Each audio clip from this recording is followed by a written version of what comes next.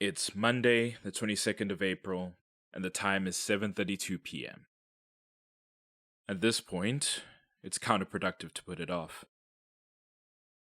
One of the other diaries has my father's writing on the inside, and it looks a lot like the one my grandfather kept. So, instead of going back and forth about this in my head, I'm just going to go for the obvious solution. This is Diary 2, presumably the accounts of Lindelani Luthuli. I'm going to read the final entry in the hopes that maybe there's some sort of message or explanation, something. 27th June. I spotted something this morning. In truth, it's the first proper sighting I've had in a while. Half a year, if I'm counting. And I have been counting. I suppose I missed feeling useful. I was at the Easy Save over in N1 City, getting some last-minute groceries for a braai with our neighbors. Constance says we're about to become empty nesters, and I should at least have people to watch the game with when our youngest has flown the nest. So there I was, standing in line, at the express till with firelighters, napkins, and a large bottle of sweet chili sauce, all balanced in the crook of my arm, when I saw it. It was absent-minded staring at first, seeing the carton of eggs pass by on the conveyor belt at the next till. Then I saw the candles follow, and then a tin of snuff powder, and a pack of chalk, and something instinctual pushed me to pay more attention. It was bad practice to work off assumption. Independently, those items were innocuous enough, and even in the scope of the esoteric, they were often tools for cultural and benign spiritual use. But I knew I would kick myself if I didn't at least make sure I was wrong. The hooded customer was already on their way out by the time I'd put it together, so I wrapped up my purchase, regrettably with some terseness to the cashier, and rushed out after them. I followed them through the center at a distance, grateful to be headed towards the entrance out front, which was open and in view of many people.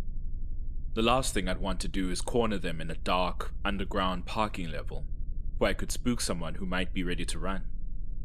Or, more concerningly, seeing as I was without my tools, someone who might be ready to fight. I approached the hooded figure and asked if they were also having trouble with cell signal in this area. When he turned, he gave me a non-committal response, seeming disaffected by my presence. Then I noticed the football shirt peeking out from underneath his jacket, and, grateful to skip past the idle chit-chat, I brought up last week's match. As he began to complain about the referee's nonsense calls, I focused my spirit and began to gauge him for the usual signs. Volatile mood, unusual speech patterns, strange eye phenomena, and the like, but noticed nothing of the sort. I did see that the man was somewhat pallid, and perhaps a little sickly, which I would have dismissed as a cold. Cape Town weather is dreadful even in the best of winter, and we've only just passed the solstice.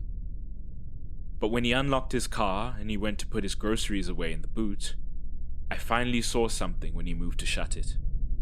There were 2 flashes of black at his wrists, there and then gone as quickly, and circled around them like shackles made of smoke. It was rarer in these parts, but there was no question about it. This man was a familiar. It's always more complicated when they involve other people, so I'll have to be patient and particular with this one.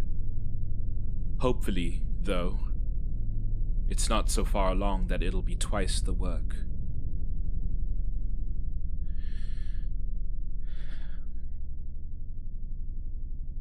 July 14th.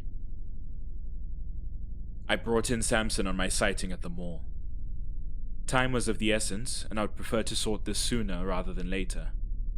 I contacted him with a physical description of the familiar, and his car's make, model, and license plate number, as well as the route he had taken for as far as I could see him that morning. Samson assured me that he would share what he could as soon as he could. I would do the investigation work myself, but, if I'm being honest, these days I don't have the energy. I turned 50 a few months ago, and maybe it's time to accept that I'm an old dog playing a young man's game. Not that there are ever enough people available to pick up the slack, Regardless, with his logistical capabilities, Samson is usually better suited for tracking and surveillance. And as I expected, he pulled through. I received a call from him last night, reporting that he had found the familiar's place of residence within the day, a block of flats called Everglen Heights over in Goodwood. From there, he had tracked Kieran, the young man in question, and his movements for 2 weeks. His usual commutes are to the Paro campus of Northlink College 2 or 3 times a week, the N1 City Mall at least once a week, and on the weekends to what looked to be his family's house, also in Goodwood. They appeared to be of middle-class standing, or just about, and from an outdoor gathering that Samson observed for at least 2 hours, they seemed largely functional and content.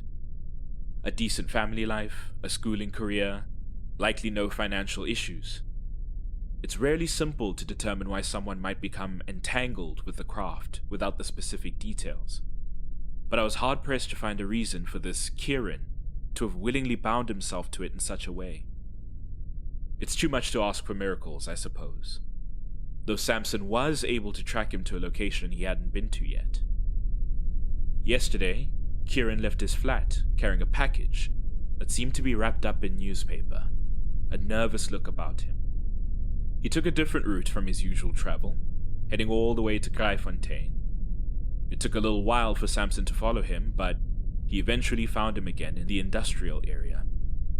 He spotted the man's car parked in a narrow alley beside a small warehouse, face brick, old, and broken down. It appeared unused. That was, of course, until he found a decent vantage point from which to spy through some of the broken windows. Certain enough, there were signs of craft within, though no one was inside that he could see. He told me that he watched for as long as he could, but I assured him that he had his own safety to consider. So, we have a witch hunkered down no more than half an hour away, in a warehouse on 7th Street, no less. Now all that's left is the deed itself. It's safe to assume we're dealing with the crawling shadow, considering the trace of energy on the familiar. Nonetheless, I should be prepared for any surprises. I would call on Samson for further assistance, but even with him, it's never good to be in debt. No, I just need to grit my teeth and get through it. Nothing I haven't done before.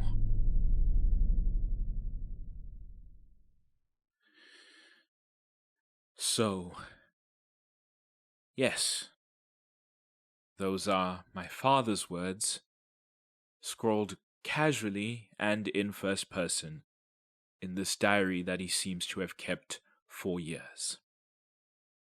Just like his father did. I'm not sure what to make of... That's a lie. I have about half a dozen conclusions I've already drawn, and none of them are ones I can think about right now, let alone process.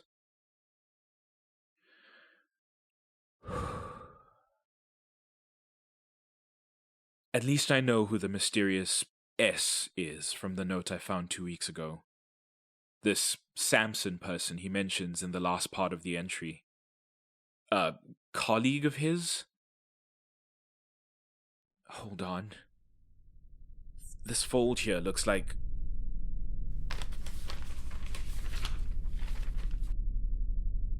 The note is double dog-eared, just like the 2 printed articles I found last week. And it fits right over the corner.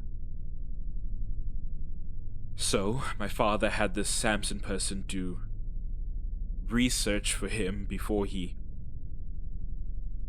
God, I can't even say it.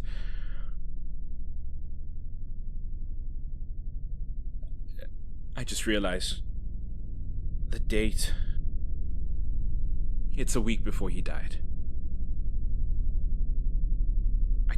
I can't do this.